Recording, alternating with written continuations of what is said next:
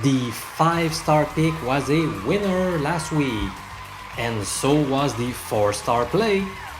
In both cases, we had taken a fairly big underdog that eventually won the game outright. The Arizona Cardinals as 7-point underdogs in San Francisco, and the Washington football team as 6.5-point underdogs versus Philadelphia. If not for Detroit's epic fourth quarter collapse, the picks rated 3 stars or higher would have gone a perfect 4-0. I'm Professor MJ, a university statistics professor, helping you crush your bookies. So let's keep rolling with 5 picks. Pick number 1, rated 4 stars, goes to the Washington football team plus 6.5 at the Arizona Cardinals. What? Last week, my top play went to Arizona, and now in week number 2, my favorite bet goes against them? Well, there is something about this Washington football team. They went through many negative news over the past few months.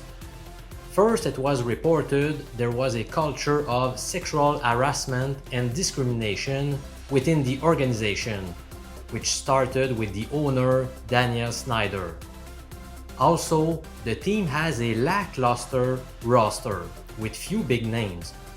Heck, the team does not even have a team name right now. Even their head coach is facing an uphill battle as he was diagnosed with cancer. Last week, Washington trailed 17-0 against the Eagles, which did not surprise many people.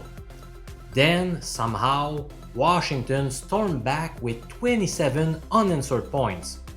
Ron Rivera was hooked to an IV during halftime, and QB Dwayne Haskins took the opportunity to deliver an inspiring speech that motivated the whole team. I don't believe this win was a fluke. Washington's motivation and focus will go a long way towards surprising many people in the next few weeks. Make no mistake about it, this game won't be a cakewalk for the Cardinals. 4 defensive linemen from Washington picked up 5 QB pressures or more last week. That's impressive. And given how weak Arizona's offensive line is, there will often be Washington defenders in the backfield disrupting plays. And to top it all off, Arizona's center Mason Cole is questionable, while left tackle DJ Humphries is nursing a lower body injury. Also, Arizona's defense is not scaring anyone. They did a fine job last week in San Francisco. But keep in mind, the Niners were lacking playmakers, especially at the wide receiver position.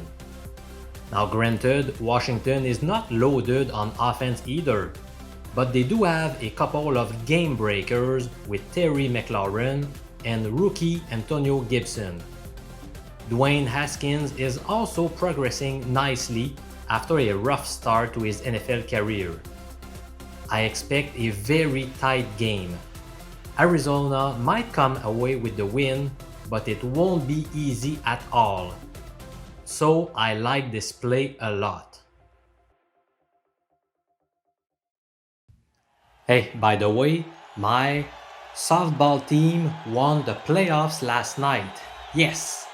So I just want to take 1 minute to thank my teammates for a wonderful season. We swept the final, a best-of-3 series, by winning game number 1 by a tight 4-3 scores, before exploding for a very strange 24-12 win last night to clinch the championship. Pick number 2, rated 3 stars, goes to the Tennessee Titans, minus 8.5 points against the Jacksonville Jaguars. I smell a blowout here. Most bookies have a spread of 8.5 or 9, but bwin.com has 8 right now, which is nice value in my opinion. The Jags shocked the Colts 27-20 last week. But did you look at the numbers? Indy picked up 27 first downs versus just 17 for Jacksonville. The Colts outgained their opponent 445-241 in terms of total offensive yards. So clearly the Jags were helped by Philip Rivers' 2 interceptions. That's unlikely to happen against a smart Tennessee team. Coming into the season, remember that Jacksonville was projected to be the league's worst team. They have a pretty bad roster. Also, Jacksonville's 2 starting safeties may miss the game. Jarrod Wilson has already been declared out, while Josh Jones is questionable. The number 9 overall pick from this year's draft, cornerback CJ Henderson, may not be available due to a concussion, so Ryan Tannehill must be licking his chops. Now granted, cornerback Adoree Jackson is out for Tennessee, but that's about it in terms of significant injuries for the Tennessee Titans. It was not easy for Tennessee in week number 1, as they came away with a 16-14 win in Denver. If not for Steven Gostkowski missing 3 field goals and 1 extra point, the Titans would have won 26-14. Now playing a much weaker Jacksonville team, I'll predict a 20-point win favoring the Titans this weekend. My third pick this week is rated 2 stars, and it goes to the New York Football Giants plus 5.5 points at the Chicago Bears. Last summer, the Bears were established as 5-point favorites for this matchup in very early NFL lines.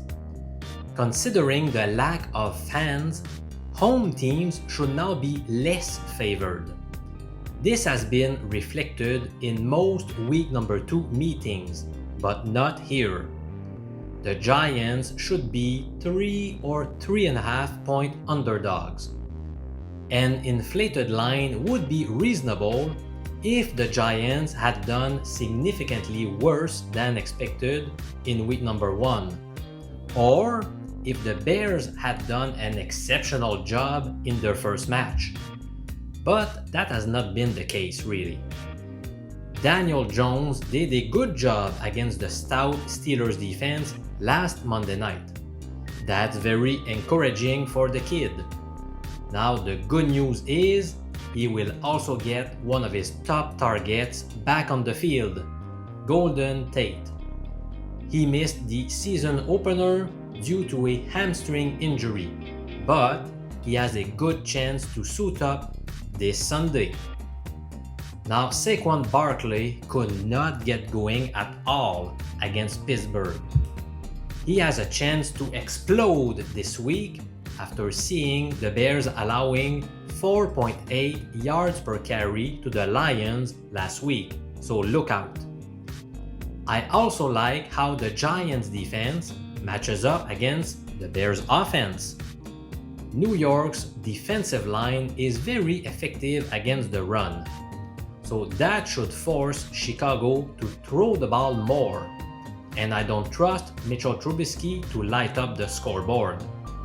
So for these reasons, I am taking the Giants to cover the 5.5 point spread. Let's move on to my fourth pick, which is rated 2 stars. It goes to the Kansas City Chiefs, laying 8.5 points at the Los Angeles Chargers. Do you really want to bet against the Chiefs with 3 extra days of rest following their Thursday night matchup with the Texans? I don't. In injury news, Kansas City's best cornerback, Charvarius Ward, is likely out with a fractured hand.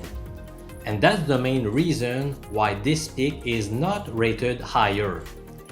Center Austin Reiter was recently upgraded from questionable to probable with a knee injury, so that's reassuring. On the Chargers side, they have a couple of offensive linemen whose status is uncertain. Center Mike Pouncey and right guard Try Turner. And to make matters worse, their star defensive end Joey Bosa has an injured tricep, but he should be in the lineup. However, linebacker Drew Tranquill is out for several weeks. In week number 1, the Chargers barely beat the Bengals, a game they could have easily lost if not for a questionable offensive pass interference penalty awarded to AJ Green in the final seconds of the game. Los Angeles did not impress me one bit, including quarterback Tyrod Taylor. The difference between Patrick Mahomes and Tyrod Taylor is huge, and the surrounding cast in Kansas City is also much better. The only advantage the Chargers hold is with their defense, whom I believe is slightly better. However, they will have trouble keeping up with the Chiefs' offense, who should have no problem scoring many points. And meanwhile, the Chargers' offense won't be able to keep up the pace. My final and fifth pick this week is rated 1 star. It goes to the LA Rams. Pick 'em at Philadelphia Eagles. Man, the injuries are just piling up for the Eagles. First, they had lost for the entire season 2 important pieces on their offensive line, Brandon Brooks and Andre Dillard. Now, safety Will Parks, defensive end Vinny Curry, and wide receiver Alshon Jeffrey are out for several weeks. Now, I'm not done yet. The following players are tagged as questionable for week number 2. Defensive end Brandon Graham, left tackle Jason Peters, that would be a massive blow. Defensive tackle Javon Hargrave and running back Boston Scott. And finally, we've got a few more guys listed as probable. Defensive end Derek Barnett, right tackle Lane Johnson, and running back Miles Sanders. These players are likely to play this weekend, but they certainly won't be 100%.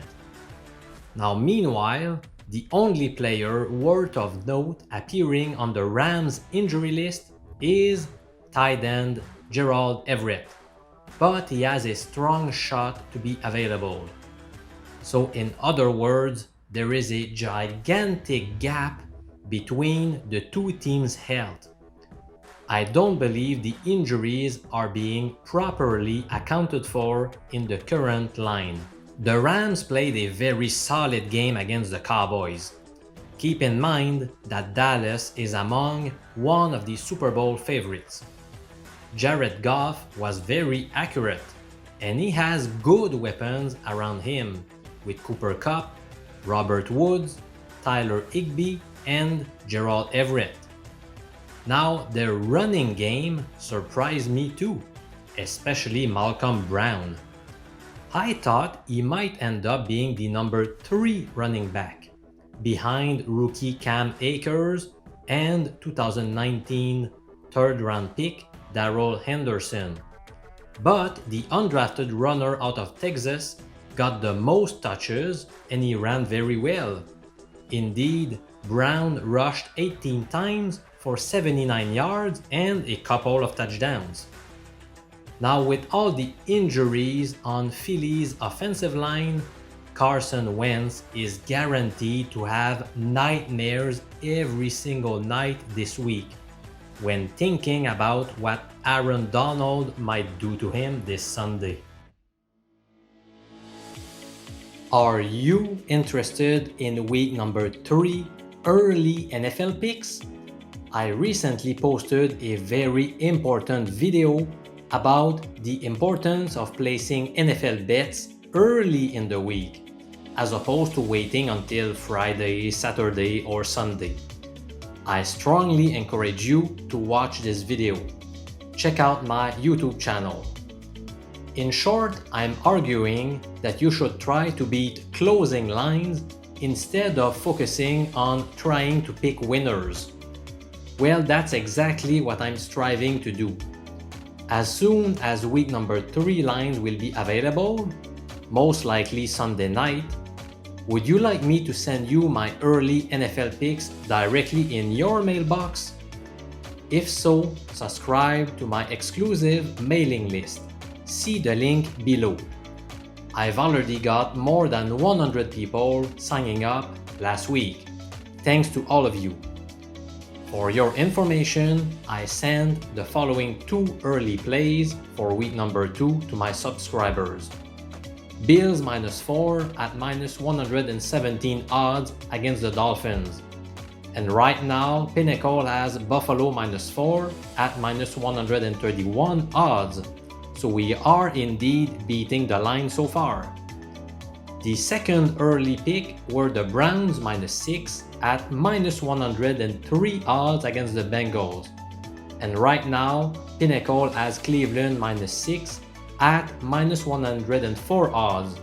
So we've not beaten the line, but we're not getting beat either.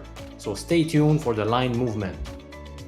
Have a nice weekend and don't forget to subscribe to my exclusive mailing list. Heck, I might even send you picks on player proposition bets for the Thursday night game or this weekend. I'm Professor MJ. I'll see you soon.